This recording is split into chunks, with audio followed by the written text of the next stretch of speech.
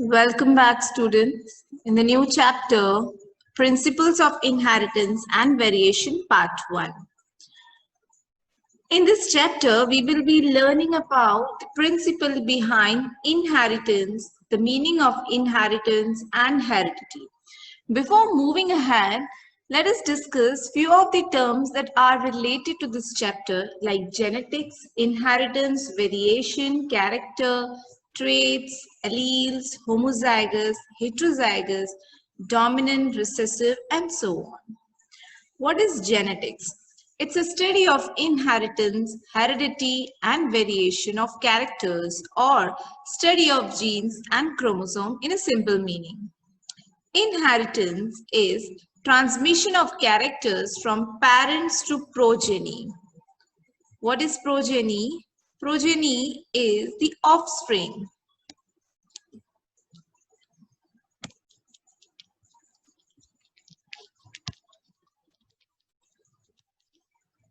It is basis of heredity. Inheritance is the basis of heredity. Then comes a variation. What is a variation? It's a difference between parents and offspring. When the traits are transferred from parents to offspring, when the genes are transferring from parent to offspring, there is certain changes that takes place in those genes on the basis of type of gene that is transmitting from parent to offspring, and that lead to variation, and that is known as variation. Fourth term is character. What is character? It is a feature among the parent and offspring. Let's say eye color, height, hair color, hair texture, and so on. Trait. Trait is variant of a character, the variant of which we are talking about, like eye color, the color of eye. Let's say here on your screen you can see brown color eye, then green, that is emerald, gray color eye, blue color eye. Right? All these are, in a simpler term in genetics, we call them as trait. Alleles. Alleles are alternative form of genes. In a cell, in the chromosomes, all the genes are present in pair. They are always present in pair, and that pair of genes are known as alleles. So, for example, if capital T is responsible for tallness, then its alternative form of gene will be small t, that is responsible for dwarfness. These are the two alleles of a gene for character height. Next comes the homozygous and heterozygous. On your screen, that is on right hand side, as you can see, the chromosomes, they have gene B located here in all the chromosome. In chromosome 1, the first one, both the genes are same. That means here capital B and capital B is present. So such kind of genes, when both the pair of alleles are similar, then that is known as homozygous. Homo stands with same. If both the genes are same, like capital T, small t, capital Y, small y, here on the screen it is capital B and capital B, or small b and small b. If both the alleles are similar, then such kind of genes are known as homozygous. On the other hand, if the alleles are dissimilar, that is in the middle, the chromosome that is located in the center, it is heterozygous, because in the chromosome, though the genes B are present, but one gene is capital B, another one is small b. Such kind of chromosomal pair of genes are known as heterozygous. Hetero stands with dissimilar, different. Next, we are going to learn dominant character, recessive character, phenotype, genotype, and hybrid. Dominant character is the character which is expressed in heterozygous condition. That means if in the gene is heterozygous, let's say capital T and small t. This is heterozygous. And if the character of capital T is able to express itself, then the capital T character is known as dominant character. Recessive character is the character which is suppressed in heterozygous condition, and we always use small letter to denote it. Dominant is always written with the capital letter. Then comes the phenotype and genotype. Phenotype is something that is physical expression of the character, and genotype is something that is genetic constitution of the character. Let us learn this with an example. All the terms that are phenotype, genotype, dominant, and recessive. Here on your screen, you will see that, let's say plant, tall plant and dwarf plant. These two are the parent plants.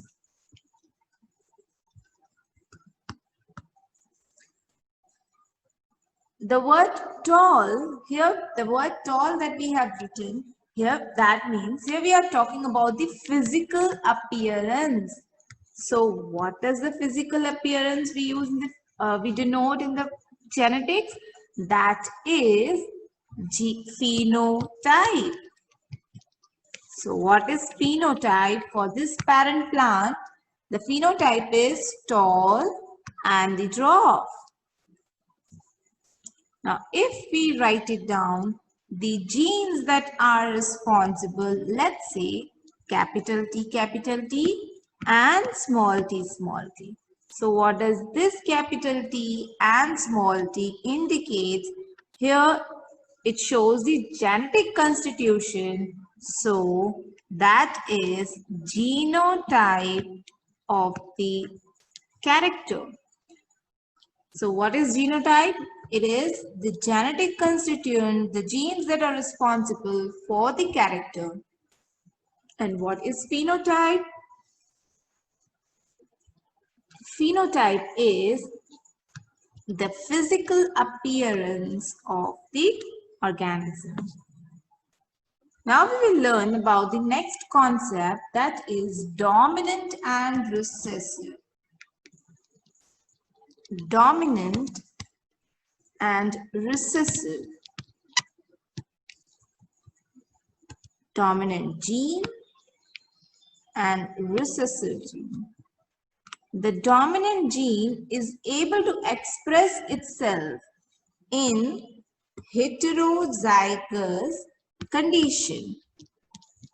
So dominant gene is expressive under heterozygous condition, whereas recessive cannot able to express itself under heterozygous condition.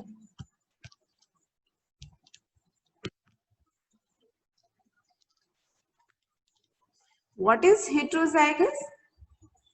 The heterozygous is something that carries the mixture of genes. Both the genes are different. That is the meaning of heterozygous gene. Right? Dominant, for dominant, we always use capital letter, and to denote, to name the recessive gene, we use letter small. Why the genes are dominant and why the genes are recessive? The answer is the function of gene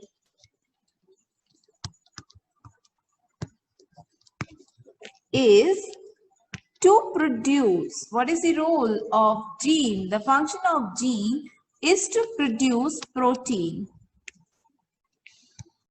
So if there are two conditions, number one condition And number 2 condition. If the gene is able to produce protein in larger amount and all the proteins are active. If a gene is able to produce proteins in larger amount and in active form, such genes are called dominating gene. Because the product is more comparing to the other one. On the other hand, the genes that are producing proteins in lesser amount, or if the product, that is protein, is in an inactive form, then such genes are called recessive gene.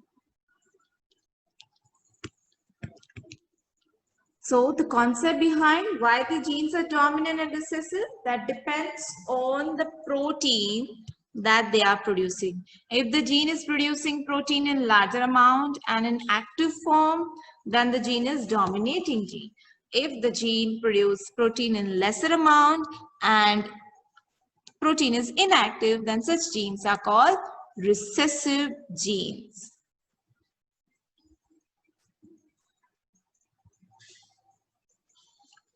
So hope it's clear with the things dominant, recessive, phenotype and genotype. Lastly, the term is hybrid. What is an hybrid? An individual produced by mating of genetically unlike parents. When two genetically unlike parents breed and give rise to a progeny, the offspring, that process is known as hybridization. Now we will move ahead with Mendel's law of inheritance.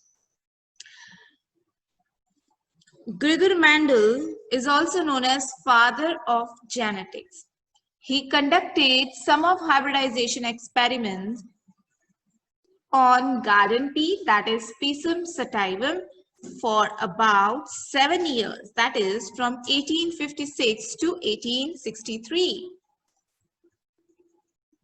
What were the steps that he took for crossing in a pea plant? These steps are given here. The first step is selection of plant. Second one is emasculation. Third one is pollination. And fourth one is collection and germination. Let us see now in detail. In first, Gregor Mendel has selected pure breed 2 pea plants with contrasting characters. But the plant that he has selected were pure breed. So again the new terms come, that is pure breed. Let us learn what does the pure breed means. A pure breed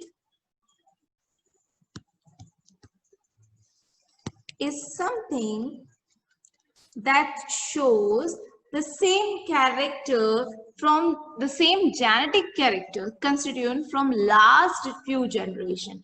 For example, let's see it here. First generation, second generation, third and fourth generation. So Gregor Mendel wanted a tall pea plant. He needs pure breed. That means the fourth generation, if the fourth generation is having capital T, the genetic constituent for tallness, then in its third generation, second generation, and the generation above it should also have same kind of genetic constituent. What is a pure breed indicates? Pure breed indicates the generations above this parent generation should have same gene line, right? So the generation that are coming before 3 to 4 generations of this parent plant should also have the same kind of character. That indicates the That stands for the pure breed. So the first task for Mendel was selection of a pure breed. So he selected two plants with a contrasting character. If one is having tall, another one will be having dwarfness. Second step that he has started is emasculation.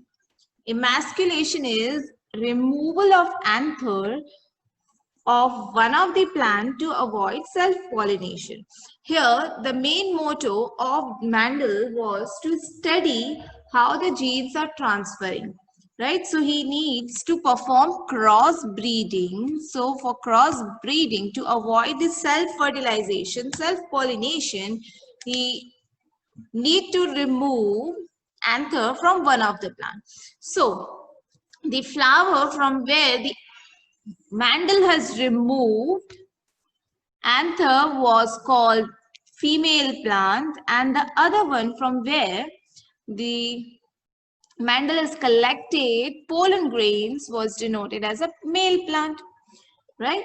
So first step was selection, second step is emasculation, third one is pollination. What is pollination? Transfer of pollen grains from the male flower to the female flower.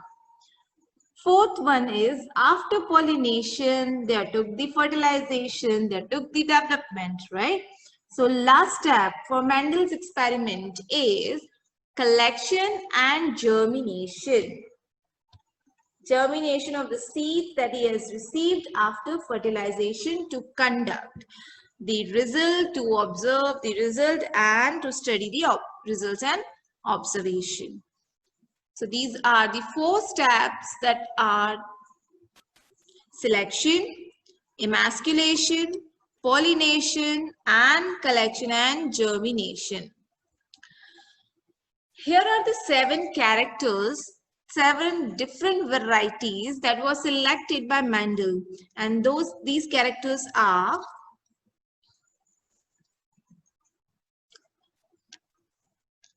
height of the plant, position of the flower, flower color, shape of the pod, color of the pod, shape of the seed, and seed color. So these are the 7 characters that Mendel performed for his study on pea plant. Now we will begin with the experiment of monohybrid, that is also known as law of inheritance, right? From this experiment, you will conclude we are going to learn 2 laws. Number 1 law is law of inheritance.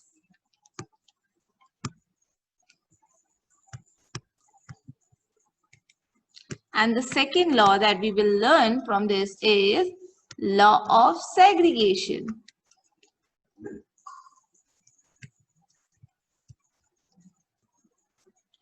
Let's begin. The law, which is for only one gene, the experiment that is conducted only for the one gene is also known as monohybrid. So we can say that from monohybrid cross, we will come to know, we will learn 2 laws. Number 1 law is law of inheritance. Number 2 is law of segregation.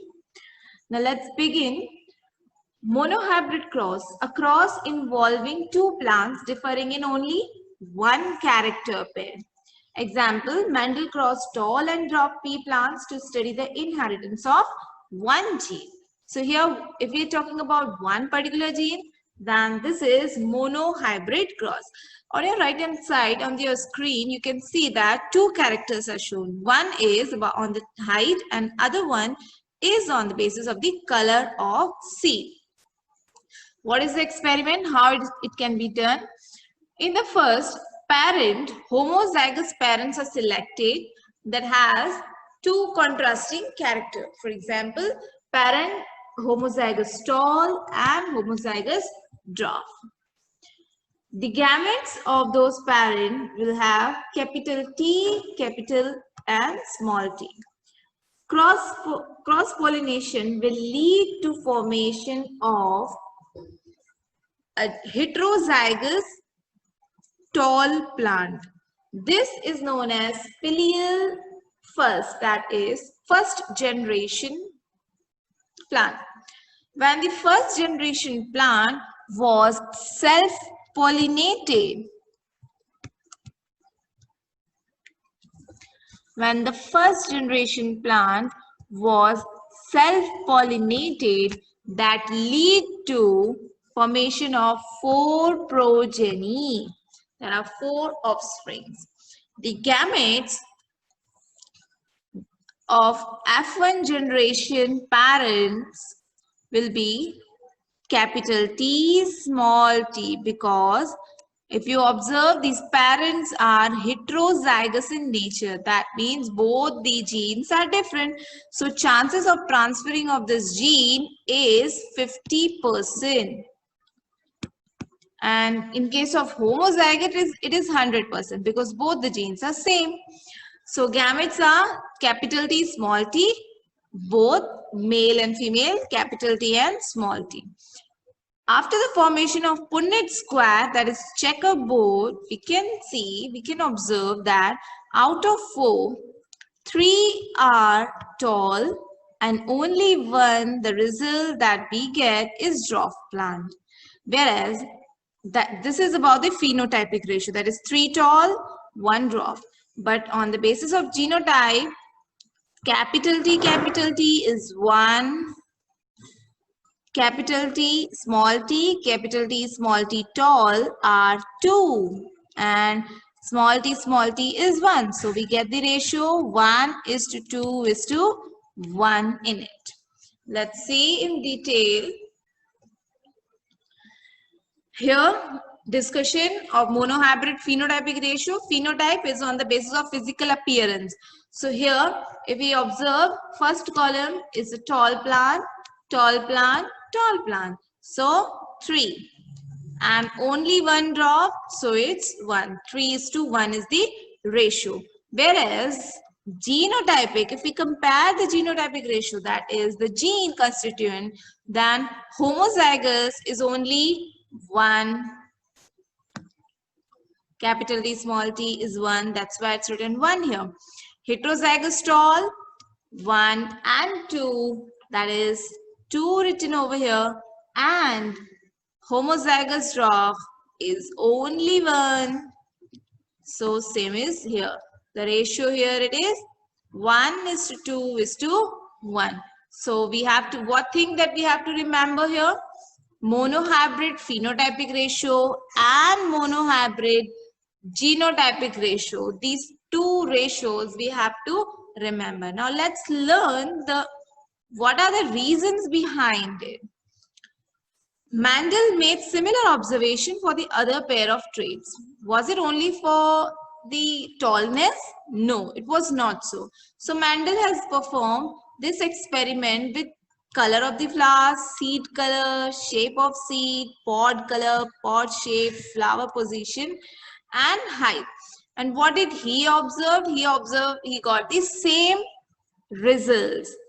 So he proposed that there are some factors which are inherited from parent to offspring. So the word that we have to remember here is factor.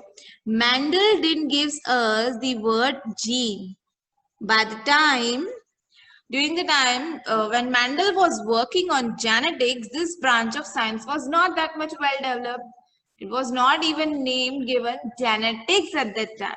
So Mendel was not aware about genes. What word he used for the gene? He used the word factors. So during exams, if regarding Mendel it's been asked to you to write, then don't forget to mention word factors, right? So from his observation, he concluded that there are some factors that are inherited, that are coming from parent to the offspring. Now the factors are known as genes. Let us discuss the results that he received and why such results he had received. In F1 generation, what was the genotype that was capital T and small t. When F1 was self-pollinated, that produces capital T and small t in an equal ratio that we have discussed, 50% chances, right? So during the fertilization, pollen grains, half of the pollen grains will be having 50% T and 50% capital T, right? Let's say if 100 pollen grains are there, then from that 50 will be having capital T and other 50 would have small t.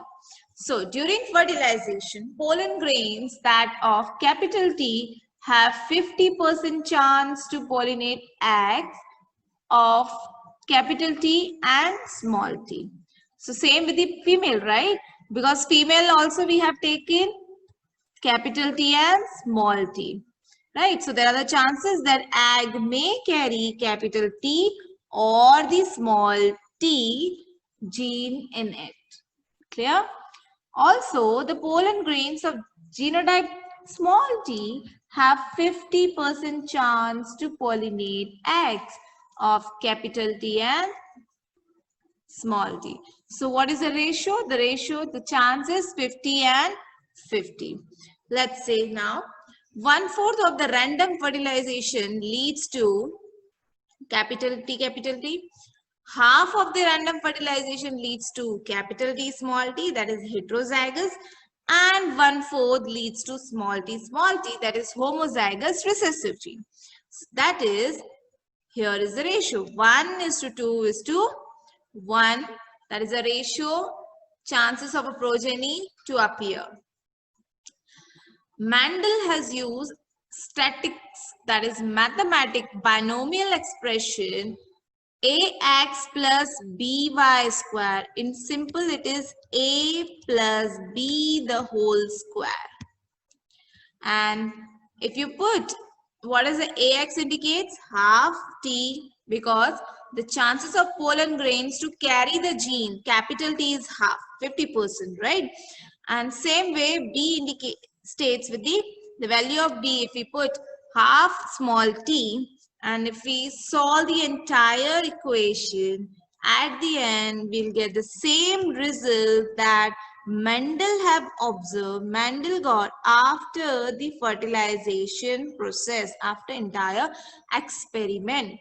So Mendel was the first scientist to introduce math in the biology, and this is the drawback of Mendel, that many of the scientists have not accepted his studies, his experiments. Why? Because he has used mathematical equations in biology. Last, inheritance of one gene. Mendel self-pollinated F2. Now further, he also performed the experiments for his whether the factors are responsible or there is something else that is responsible, whether he is getting the correct results, and what if he is doing the self-pollination of F2, that is the old tall or the dwarf plants, which kind of result he will get. What he has observed, Mendel then self-pollinated all the F2 plants. He found that the dwarf plant continued to generate dwarf in F3 and F1. Let's see, in F2 generation, these were the two dwarf plants. So he self-pollinated both. And what did he receive? He received in every generation, next generation, all the plants were dwarf. So he concluded that the factor that is responsible for dwarfness is somewhat recessive comparing to the other factor, because when he used tall, he always got the answer tall, right? So he concluded that genotype of the dwarf was homozygous, that is small t and small t. So through Mendel's experiment, we have 3 laws of inheritance. Those are, number 1 is law of segregation.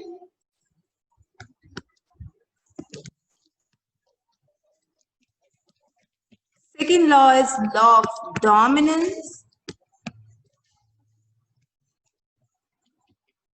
And third law is law of independent assortment.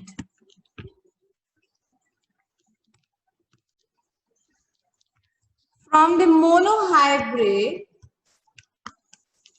experiment, we learned two laws, that is, number one law, law of segregation. What is law of segregation? The meaning of segregation is to separate. During the time of gamete formation, let's see it here, the parent tall, the gene responsible for tallness is capital T. During the time of gamete formation, both the genes will separate and give rise to haploid cell. Because gametes are haploid in nature, so the separation of the gene is known as segregation. So in each and every gamete formation, in each and every type of inheritance, always gene separates, that is segregation. So here I state the law of segregation. The second law that we learned from monohybrid cross is law of dominance. What is this law of dominance states? Law of dominance states that whenever capital T is present, irrespective whether the other gene is the same or different, then capital T is going to express itself. So what is a law of dominance states? Law of dominance states that if the dominant gene is present, that dominant gene will be expressive, irrespective whether it is homozygous or heterozygous. So from this first monohybrid cross, we came to know about law of segregation and law of dominance. In further, that is in dihybrid, we will learn more laws and more discoveries in the genetics. That's it. Thanks for watching.